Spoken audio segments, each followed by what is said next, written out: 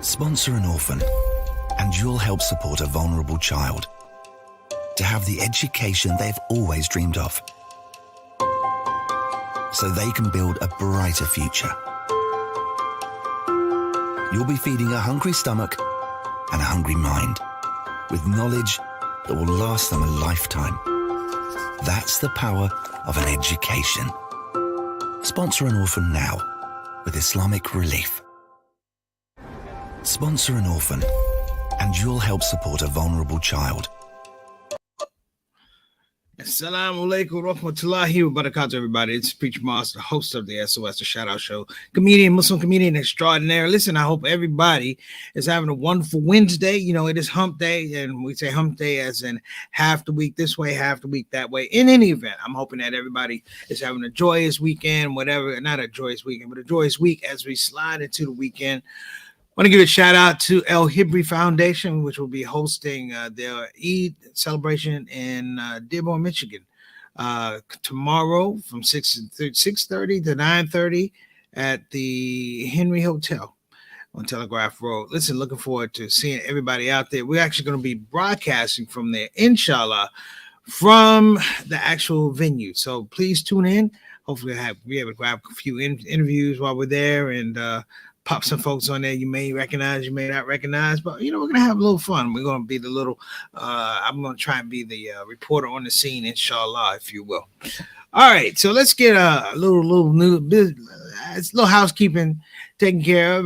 My mama son, she will not be on the show today. Her computer locked up, so she called me to let me know I will not be there, but she sends her warm regards to everybody else that's able to make it today.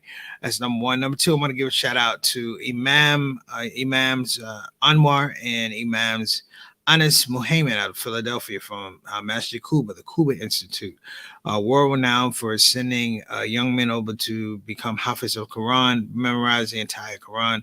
They lost his sister earlier today, and I just want to say, you know, condolences to them.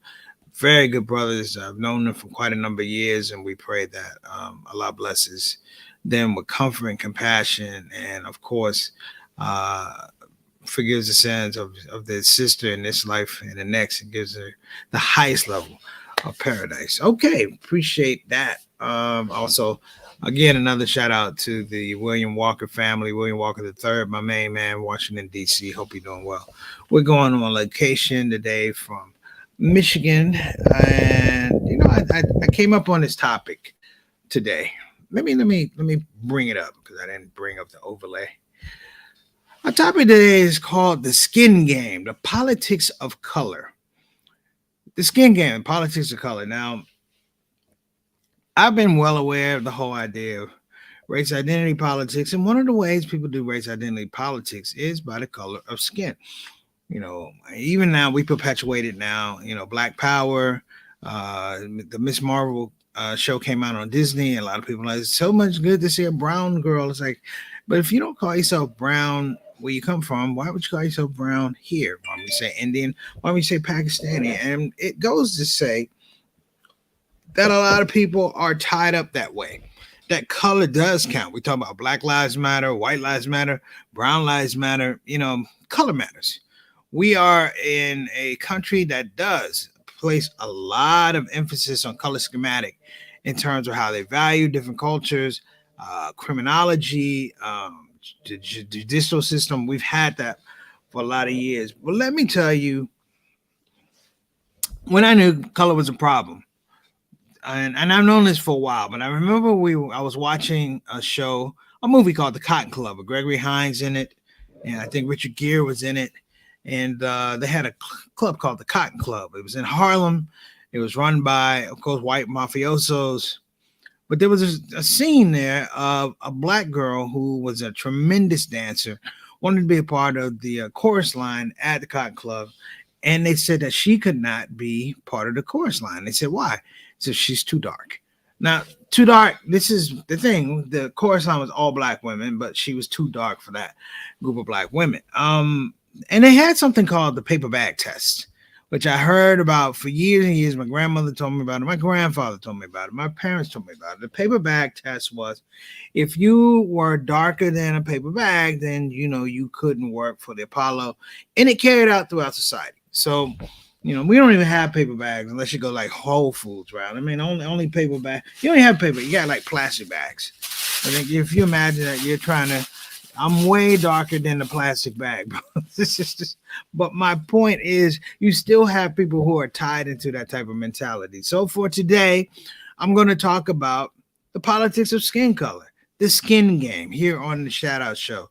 So listen, I appreciate everybody tuning in. We're going to have a great show. If you allow me to do so, I appreciate you and thank you for advance for being a part of this broadcast. We're going to be right back. Don't move. The Shout Out Show. Talking about the skin game, politics of skin color.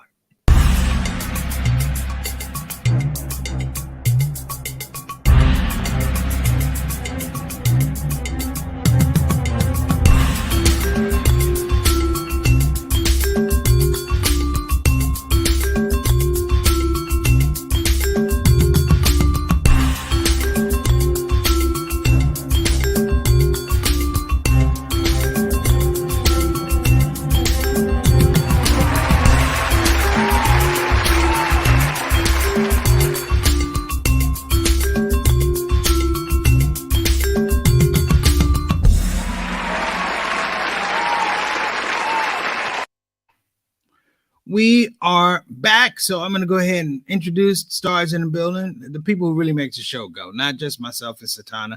We're talking about the Shout Out Show family, the Shout Out Show soldiers. We are I'm going to introduce everybody, and I hope everybody in anyone who has to join in. I always tell you, you can be a part of the Shout Out Show family. You just got to be sincere, have a good heart. That's all I'm putting out there. I'm not putting any other requirements out there. You don't even have to subscribe, brothers and sisters. I stopped asking people to subscribe years ago, a while ago. Why? Because this is our family. This is our core. So we want to go ahead. I already explained my mom will not be on the show today because she somehow figured out a way to foul up yet another computer that won't work. It's probably like a computer abuse support group, and they all talk about her. All right, so first up, we got Sister E. What's going on, Sister E? Assalamu alaikum rahmatullahi wa barakatuh, my beautiful sister. Hope you're doing well. On that road to recovery, hope that you're feeling well, bouncing back from COVID, and hope that your family, your husband and your son, all of them are doing well, and they are in the merciful guidance and blessings of Allah subhanahu wa ta'ala. Thank you so much. Next up, we have my main man, Altaf Rashid, who has been promoted from being the Canadian ambassador to the show to the Canadian envoy to the show. I'm not sure what that means, but we ain't going to pay him anymore because we don't pay him anything right now. Altaf, wa alaikum assalam rahmatullahi wa barakatuh. Beloved, thank you so much for being on the show. We still call him. It's 6 o'clock, straight up, straight down. We appreciate you. Thank you so much. And coming in next, my brother, Johnny L. Thomas. JT, I will see you on Friday, inshallah, my brother. Man, so much love, man. He checked in with me, thought I was coming to Chicago a week early. That's right, because my brother's not late. I will be there on Friday, bells and whistles, and we'll take the shuttle up, and we will grab some lunch somewhere in Milwaukee, as long as the food is delectable. Okay. Want to give a shout out. Wa alaikum assalam rahmatullahi wa barakatuh. My main man, Eric Carter, brother. How you doing? I hope you stand cool down there in Houston. I heard it's on fire, boy. I heard the devil had to buy a fan. He had to get some refrigerant. That's what I heard. But I hope you're cooling out. My brother Bilal Salahuddin and his queen Sonia Dalton Salahuddin, my dear sister. So Bilal got jokes talking about. I've been to the mountaintop just because I got a little gray. Bilal, it's all right, man. I don't mind. I grow mine out. I try to. And, it'll get to a point where it'll go long enough. I have a nice little coffee and then you'll be like, man, that brother looks debonair. But until that time, you go ahead and get your Moses jokes on. That's all love. It's all love, Bilal. It's all love. And congratulations on that circuit breaker. I saw that. Bilal does illegal electrical repair. Anybody? Illegal electrical repair. So if you have a real electrician, don't call him. Call Bilal, and he'll do it for 85% off. You should have left me alone about this white on my chin, brother. Okay, and we have Sister Aika coming in all the way from Depok, Indonesia. Sister Aika, assalamu alaikum. I should say wa alaikum assalam rahmatullahi wa barakatuh. Thank you so much for coming on the show. Hope all is well over in Indonesia. She's up early over there, probably right after 5. You're just tuning in. We appreciate your input and your support. So let me tell you where this story starts. It doesn't really start with the skin lightening. It starts with an act or effort or legal recourse to stop people from doing skin lightening. In the country of Rwanda, skin lightening products have been outlawed because some of the ingredients in skin lightening have been outlawed. So you now have a market that's not being served. Now in Africa, it is very common, just like in Indonesia, just like in Pakistan, just like in India. There is an issue or effort that skin needs to be lighter. People feel like there's passports, there are benefits to having lighter skin. And if there are products that can help to achieve that, they will do that. I was watching a video where a doctor, I probably showed this a little bit at the end of the show, where a doctor talked about all the things that go into skin lightening. And at the end, this doctor says, number one, two things. Number one, it's all temporary. And number two, he said you shouldn't do it. He said you just love your skin. You put yourself all through these things. Now, in Rwanda, it was interesting because it became illegal. You can go to jail for up to 2 years and be fined a roughly equivalent of $5,000 in Rwandan money if you are caught trafficking in these things. And now you have a black market for people who want to lighten their skin. Here's the deal: there are people who are willing to risk liberty and finances and freedom, if you will, to get these skin lightening products. Of course, a majority of these people are women, but do not be fooled. Men like to lighten their skin too. I'll be honest, when I was young and I moved into my neighborhood, we weren't the first black family, but we were the first dark-skinned black family. And going to school, there were a group of kids who loved to tease and give me a hard time because I was dark-skinned and I was good at it. And I remember, the whole idea, it went against what was going on, what was said in like the 40s and the 50s, light, bright, damn near white, what that meant. But I was a black kid and I was a prideful black kid. And what that meant was, while I had my little afro, black is beautiful, say it loud, I'm black and I'm proud. Those were the things that were on my heart. So, of course, it created a lot of conflict. But this thing about Rwanda was interesting because it's an African country. These are Africans around other Africans. This is not Africans around white supremacy here in the United States. However, you do see the imprint of white supremacy in the African content and the African subcontinent because people are constantly trying to whiten and lighten their skin. Now, every once in a while, you just have to do a little homework. So I'm not going to let it be that I just sit here and talk you to death about it. But I think it's interesting that you see some of the messaging that's going on out there. Some of the things that people are saying and doing, if you will, in terms of lightening skin. So just take a couple minutes. We're going to do maybe 3 minutes. I'm going to come back and we're going to talk about this a little bit. But I want everybody to just get comfortable or not get comfortable with what you're about to see, because this is reality. We see it as adults. But we reflect it to our children and society around us. Can you think a company would think about promoting or developing a product so you would lighten your skin, knowing that they are somehow in tune with the fact that you don't like your skin color? I was with a friend recently, good friend, old friend, and I said, hey, you look different. And she said, hey, I got some work done. I'm like, what, doing that yard work? Great. Yeah, you've been working on your car. And she began to talk about, no, I got my eyes done here, and I got this done here, and I got this done here, I got this done. I was like, why are you doing that? Obviously, because I'm old school. We just didn't do that back then. My grandmother didn't get liposuction, and she didn't get tummy tucks and stuff like that. My aunt never, I love her. She never did anything like,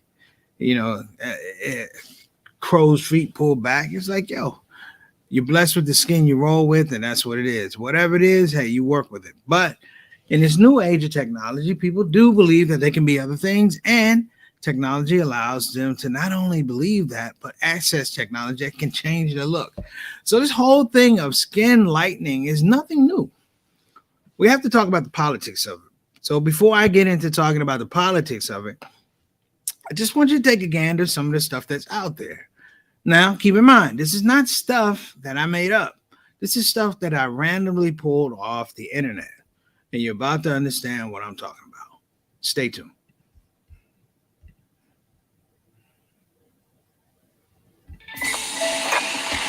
We're going undercover.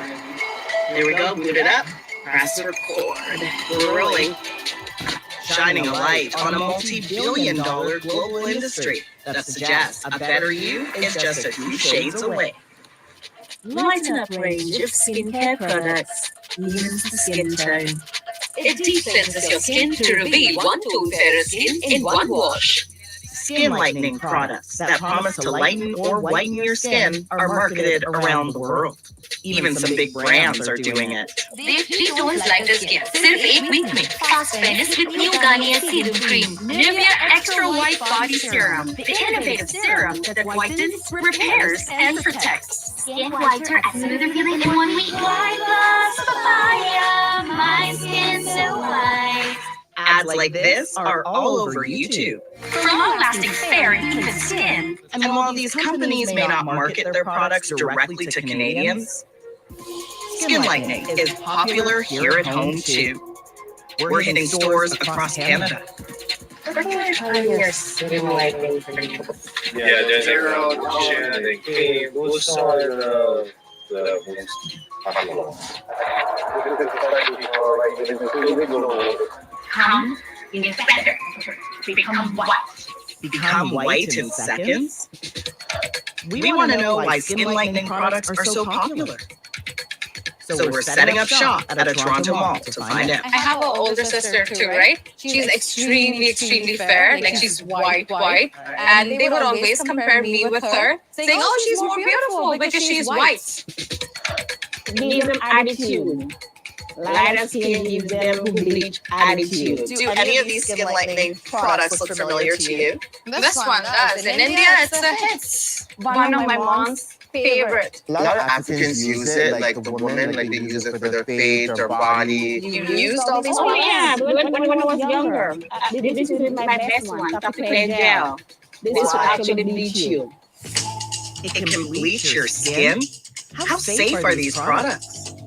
Whiter skin in 14 days. We buy more than 100 products. We choose about a dozen popular ones for testing, sending them off to a lab in the UK. Red means excitement. Okay, so you kind of get an idea what I'm talking about. While I'm speaking to you here on the Shout Out Show, they said this is an over $1 billion business. Now, there's a difference or there's a danger when you take a $1 billion business and you attach it to culture, and in the middle of it is dysfunction. Now, people want to bleach their skin and things like that. I guess that's you do what you want to do. Okay? I'm not talking about that, but I'm talking about the politics of the skin game. Of the young lady that talked about why she bleached her skin because her sister was fair skinned, and they said that, oh, your sister is much more beautiful than you, because that whole idea of being close to white is a scary thing. It lends a whole lot of credibility to what I talked about from that clip from the movie Cotton Club about the paper bag test. That if you were lighter than a paper bag, you could dance in the Cotton Club, and if you were darker, you could not dance in the Cotton Club. Those things being said, shout out to Rwanda, who's basically taken this whole stance. Number one, that this is something of a cultural dysfunction. And then number two, that the creams in and of themselves provide a temporary, let me say this again, they provide a temporary understanding or a temporary acceptance that your skin is whiter because it doesn't stay white. It doesn't stay light. You know, your nature is your nature. You know, whatever your original nature is, that's what you're going to revert to. And if your original nature says you look a certain way, you're going to look a certain way, or you're going to act a certain way. And in between that, brothers and sisters, is the fact that this whole thing is spilled over into so many other things. Our politics, our community life, our social life, our political life has been stratified by the whole idea of color. That the light-skinned Negro is the one that's more passive and docile. And the black Negro with the dark skin is a bit of a beast and a brute and uncouth and crude and all those things. We even talk about it in our own culture. Comedians always saying, you know, light-skinned brothers are back and black-skinned brothers are in. And I'm like, where is this coming from? And it's coming from a very, very dark place. that in many regards we haven't been able to accept ourselves. And I can put it on in some aspects of white supremacy, no, but I'm talking about controlling our own image. I remember a long time ago, I made a joke one time and it wasn't received well. Um, I was saying to a brother because it was feared that Mr. Farrakhan was going to pass away. I didn't think he was. I said, but in case he does, I said, is it possible we can have a dark skinned leader of the Nation of Islam just for a couple of years? Woo! Brothers took that the wrong way. But I wasn't wrong. Because even in the Nation of Islam, it was rumored that the idea of a dark skinned leader of the Nation of Islam would scare America. That they weren't necessarily ready for a black man with a black hue, with a black nationalist point of view. He couldn't handle it. We did have Khalid Muhammad for a little while, Dr. Khalid Muhammad, but even that's passed on. But you see what the point is, brothers and sisters. This idea, even in our movies and in the show business, before we had BET, if you go back and you look at a lot of the sitcoms that we watch and love had light-skinned leads.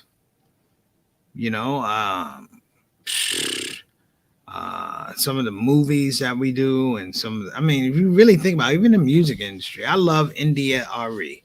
She came up with a song called Brown Skin. And I'm here to tell you that song was amazing. Not only for its artistry, not only for its content, but its messaging was amazing because she got it. That as an artist, a supremely talented artist, people are going to look at her skin color before they looked at her art.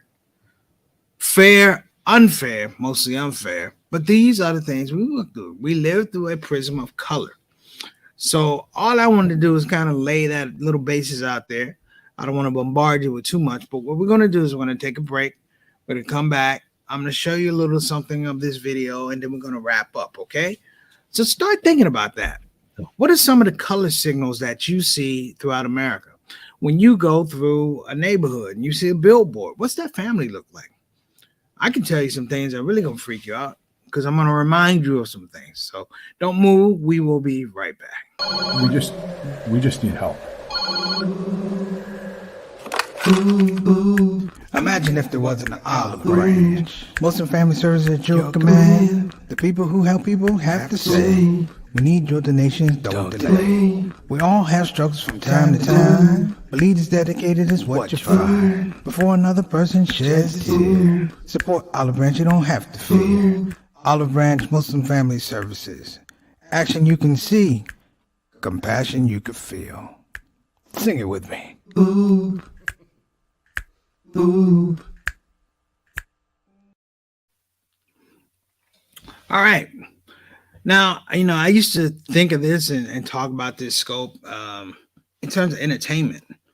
Like, it was very hard for dark-skinned entertainers, particularly comedians, black actors had a lot more love and I want to say flexibility and opportunities. For black comedians, for a long time, it was very difficult for black comedians who were dark-skinned to actually get that break. Red Fox talked about it. He had this wonderful joke about there was no color. Everybody was green. And then one day down south in Alabama, a bunch of people got on the bus and the bus driver said, all right,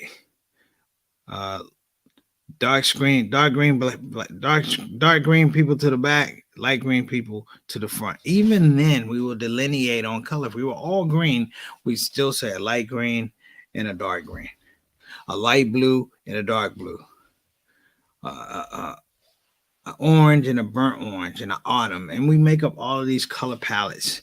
And you would think that, these are all the colors of the Crayola box. But no, these are the colors of politicalization of color and skin tone in our country. So I'm going to show you guys just a little video. And just pay attention. This brother's from India. So I just want you to know that it's not here. I think it's India, Pakistan. I'm not sure. But he makes so much sense, and it's very plain spoken. It's very subtle what he's going to say. So pay attention as I bring this video up, and then we're going to wrap up here, okay? Oh, well, I guess we're not. Hold on a minute, family. I'm sorry. I should have done this through the break, but I did not. Okay. So listen to what he's saying, and it's going to make a lot of sense for you. Hi, I'm Dr. Rajdeep. I'm a dermatologist and dermatosurgeon practicing at Charma, a skin, hair, and nail clinic attached to Chirag Hospital in JP Nagar, second phase, Bangalore. All of us are born with a different skin color. Some of us are fair, some of us are brown, some of us are very dark. This inherent skin color can be changed to a certain extent. What has been noticed is generally when the majority of the population is fair skinned, they desire to have tanned skin. So Caucasians have the craze of tanning, whereas when the majority of the population is dark skinned, they are crazy after fair skin, which is seen in India, China, South Korea, etc. So treatment or procedures which can be done to improve the skin tone or full body whitening include glutathione injections. Glutathione is a naturally occurring substance which our body itself produces, but when it is injected into the body in very high doses, it causes suppression of the production of melanin. Melanin is the pigment which produces the brown skin color or the red skin color. And some people who have red hair, it can be red melanin. In those of us who have black hair, it's brown melanin. So glutathione converts this brown melanin into red melanin. So when it converts this, it lightens the skin tone. As long as high levels of glutathione are present in the blood, it keeps converting the brown melanin into the red melanin, and therefore maintenance treatment with glutathione is required. So glutathione is available as tablets, it's available as spray, it's available as lozenges, it's available as injections. So the many forms in which it's available just goes to show how crazy people are about lightening their skin. My suggestion to every patient who desires skin lightening is don't do it. Be comfortable with your skin color. All these things are temporary. Whatever you do to lighten your skin is a temporary thing, and once you stop taking the glutathione supplements, again your skin color is going to go back to normal.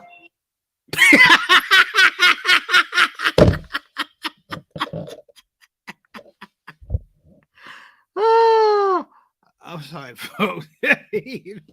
After all of that, he goes, don't do it. The glutenin and the continental lozenges and the tablets and the screen and the spray, and then he goes, don't do it.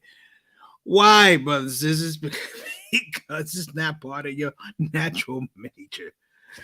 It's a God made you who you are. I believe that. God made you who you are. I believe that too. But I think the thing that he said was even white people are not happy with their skin. And in the summertime, it's going to be as hot as hell in places like Houston and New Mexico and Arizona. You have people who are laying out in the sun, putting on suntan lotion to get darker. And then on the other side, you have people trying to get lighter. What that says is people just aren't happy with who they are. So I'm with my man. You know, if you're going to get a tan, cool. If you're going to get lighter, that just means you're going to stay inside a lot more than everybody else. But as soon as you go outside, the sun's going to cook you. So relax. You ain't getting away with nothing. The moral of the story is, as much as that man talked, and I understood what he was saying, and I'm sure you did as well, this idea that skin has been used as a weapon and that people have succumbed to the pressures of lightening the skin, thinking that it's going to benefit them somehow, that it's going to give them a one-up in society over the person that doesn't lighten their skin. And sadly, society does reward those efforts, brothers and sisters. If it wasn't about lighter skin, it's going to be about who has good hair, who does not have good hair, who has long hair, who has short hair.